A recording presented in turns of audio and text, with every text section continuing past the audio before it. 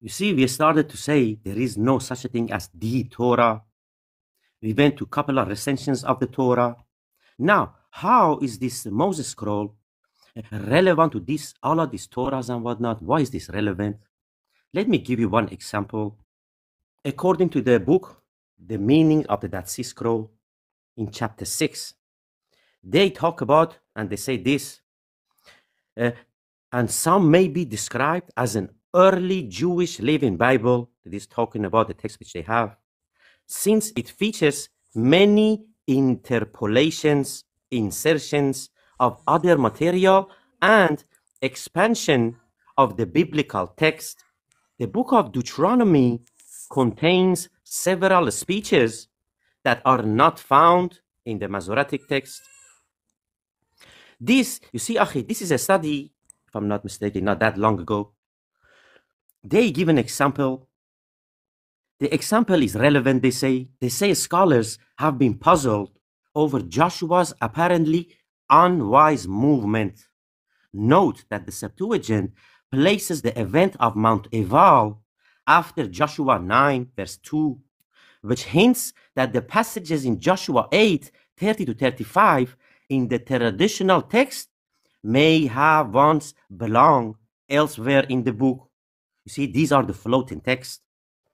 They go on to say a relevant text for this passage is Deuteronomy 27, verse 4, in which Moses commands the building of the first altar on Mount Ebal. Mount Ebal. The Samaritan Pentateuch, you remember I was talking about the other Torahs which exist, and this one is Paleo-Hebrew, which is the oldest one. The Samaritan Pentateuch and Old Latin, however, have the reading on Mount Gerizim. You see?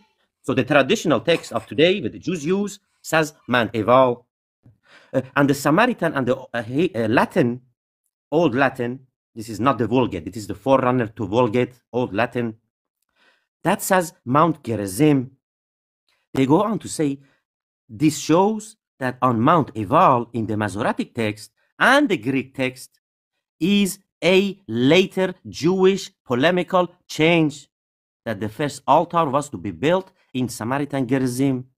So this guy is talking about that the Masoretic text and the Septuagint, which has the reading Ga'aval, Geval, this is a later polemical change. You see? They say how this change happened. This is very, very interesting.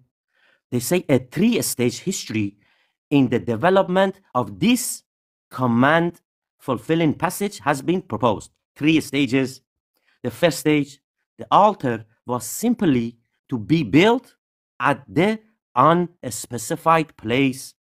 See, at first, unspecified place, wherever the people crossed the Jordan. The second stage was that the northerners, perhaps the Samaritans, specified the site of the first altar as Mount Gerizim. And the third stage, Jewish scribes discounted that claim and changed it to Mount Ebal. You see? So this guy saying we have different recensions with different texts. The later one is obviously a change based on the earliest one. But before the earliest one, which is the Samaritan Torah, has Mount Gerizim in it, before that came about, we don't know what the place is. I told you, why is this Moses scrolls relevant to what we are talking about? What was that place? They talk about this. Let me read it.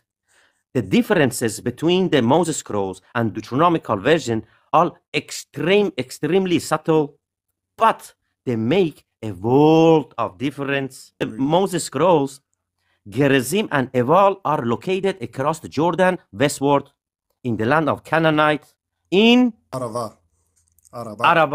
Okay? Araba means desert. It could mean desert or dry place, but it also could mean the land of Arabia. This makes the place very relevant. They go on to say even the version of Joshua in 4Q Joshua A, which are in that scrolls, also shares the same idea with the Moses scrolls regarding the location of Gerizim and Ebal in itself, which means it is not a singular reading, which means it is not a scribal error. You see, it has multiple families of texts which are given us. So these scholars, because they can't go back before 400 BCE, akhi. They say it was an unspecified place. Yet this scrolls, which goes back about 700 BCE, it gives us a place in Arabia, which means Moses, who already was in Arabia, by the way, he is telling them to make an altar in Arabia. This is one of the relevance of this scroll, to show us where them people went for worship. They went to Arabia to worship, akhi. You understand that? I wonder where. Them people always talking about Jerusalem and whatnot. Moses never set foot in Jerusalem. Never. Never. How could he be worshiping in Jerusalem? Never set foot in it.